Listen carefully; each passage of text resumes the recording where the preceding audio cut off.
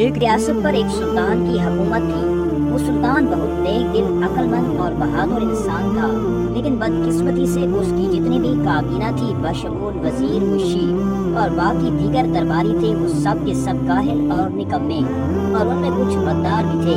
ان میں کوئی بھی ایسا انسان نہیں تھا جو کہ اس سلطان کا وفادار ہوتا۔ اس لیے سلطان کی سلطنت میں بہت سے علاقے دشمنوں نے جنگ کے ذریعے چھین لیے، اور ان غداروں کی وجہ سے باقی بھی سلطنت کا نظام درہم برہم تھا۔ ایک دفعہ سلطان دربار میں موجود وزیروں اور مشیروں سے مشاورت کر رہا تھا کہ بگڑتے ہوئے سلطنت کے حالات پر کیسے قابو پایا جائے، اور ابھی یہ مشاورت جاری تھی کہ سپاہی نے آ کر خبر دی کہ سلطان معظم قاضی صاحب آپ سے ملنے آئے ہیں۔ وہ قاضی سلطان کے لیے بہت خاص تھا، کیونکہ قاضی بہت ہی عقلمند، دانا اور بہادر تھا، اور وہ فیصلہ کرتے وقت یہ نہیں دیکھتا تھا کہ آگے سلطان کا امیر ہے یا چاہے خود سلطان بھی، لیکن وہ صرف انصاف پر مبنی فیصلہ کرتا، اور اسی وجہ سے سلطان اس کو اپنے وزیروں کی جگہ سمجھتا تھا۔ سلطان نے اپنے سپاہیوں کو حکم دیا کہ قاضی صاحب کو اندر لے آؤ۔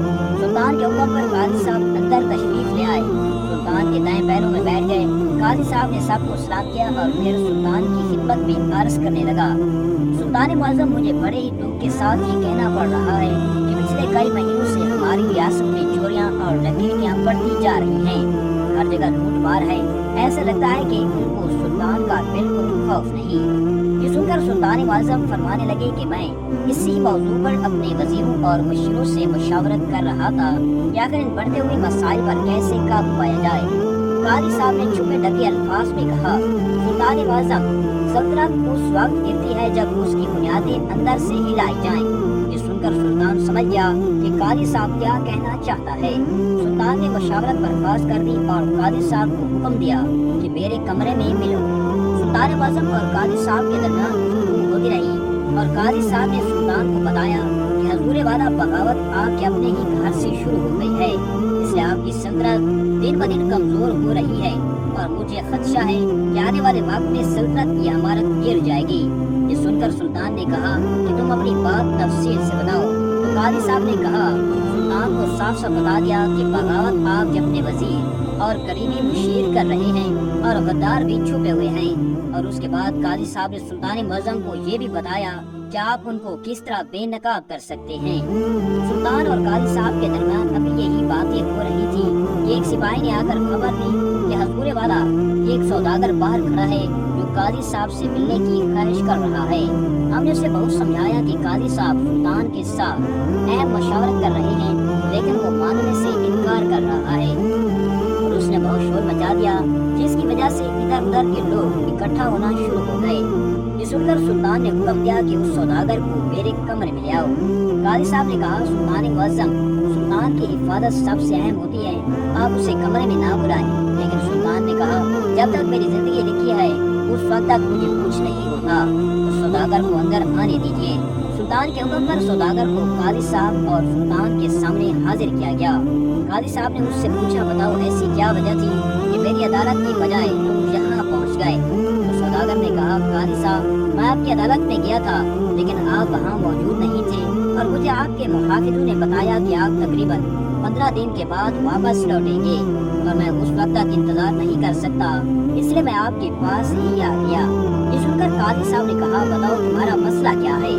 تو سوداگر نے کہا، قاضی صاحب، میرا گھوڑوں کا استبل ہے، اور اس میں نے سینکڑوں گھوڑے رکھے ہوئے ہیں، اور میرا ہر رات ایک گھوڑا چوری ہو جاتا ہے، اور جب یہ 2-3 مرتبہ ایسا ہوا تو میں نے محافظوں کی تعداد دوگنا کر دی، لیکن وہ چور اتنا شاطر اور چالاک ہے کہ وہ محافظوں کو چکما دے کر ہر رات ایک گھوڑا چرا کر لے جاتا ہے۔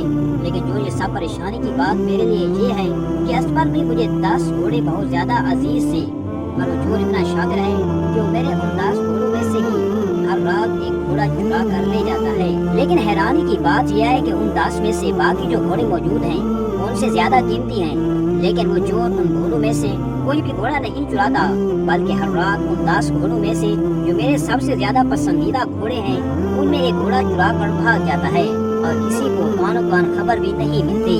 حتیٰ کہ گھوڑے کے پاؤں بھی نظر نہیں آتے، اور اسی طرح اس نے ایک ایک کر کے میرے 10 کے 10 گھوڑے چرا لیے۔ لیکن یہ سن کر قاضی صاحب نے کہا، کیا تمہارے پاس اس کے خلاف کوئی ثبوت ہے؟ کیا اس نے کوئی ایسی نشانی چھوڑی جس کی بنیاد پر اس کو پکڑا جائے؟ یہ سن کر اس سوداگر نے اپنے جیب سے کپڑے کی پٹی نکالی اور قاضی صاحب کو کہا، قاضی صاحب آج رات جب اس نے گھوڑا کھولا تو اس کے ہاتھ سے شاید یا جیب سے یہ پٹی وہاں سے رہ گئی تھی۔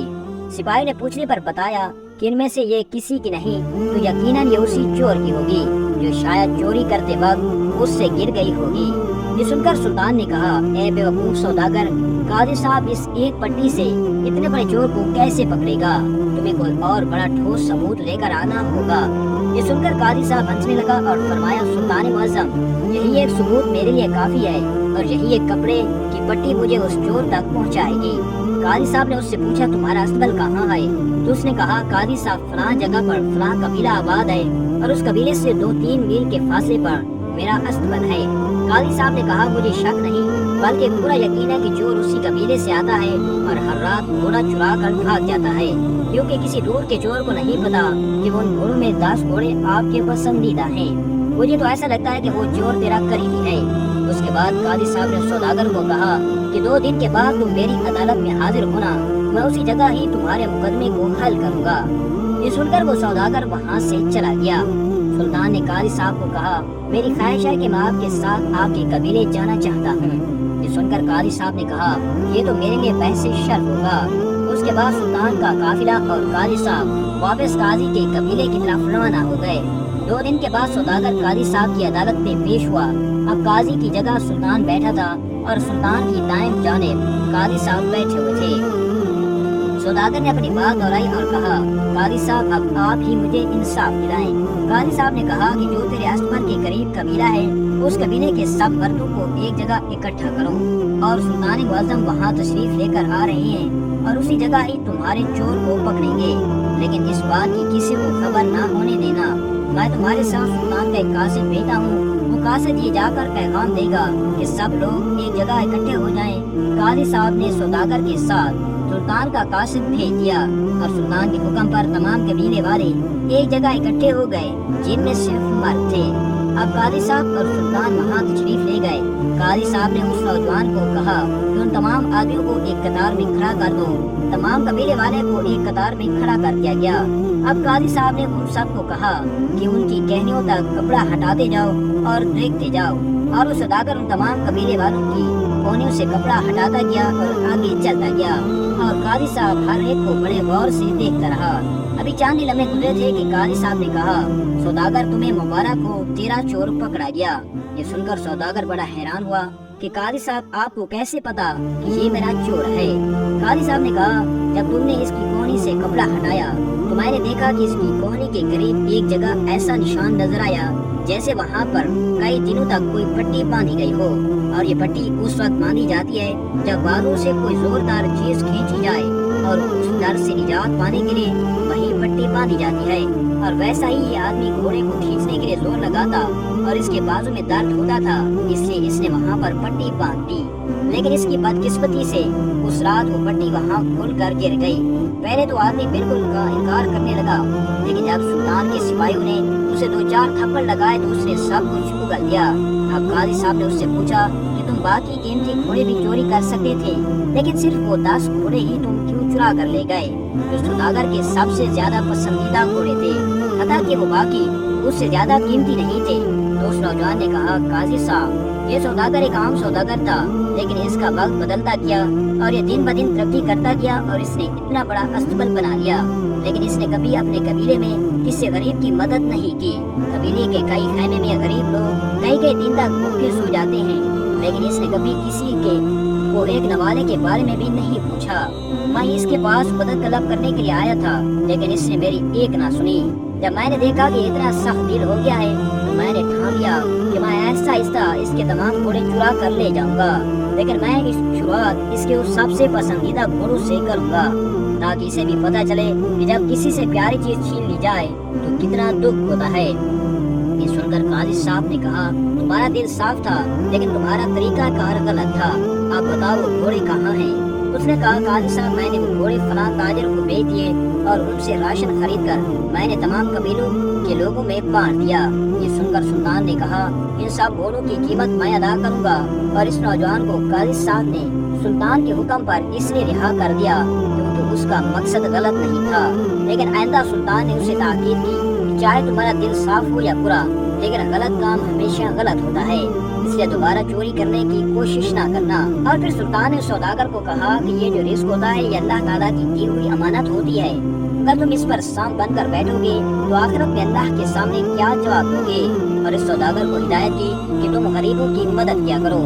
اس کے بعد سلطان قاضی کی عقل مندی سے اتنا متاثر ہوا کہ اسے اپنے شاہی قاضی مقرر کر لیا، اور روایات میں ملتا ہے کہ اس قاضی کی بدولت سلطان نے بڑے بڑے فیصلے کیے اور اپنے دربار میں غداروں کو انجام تک پہنچا کر ایک مضبوط سلطنت قائم کر لی، اور اپنے چھینے گئے علاقے اپنی بہترین حکمت عملی کی وجہ سے واپس لے لیے تھے۔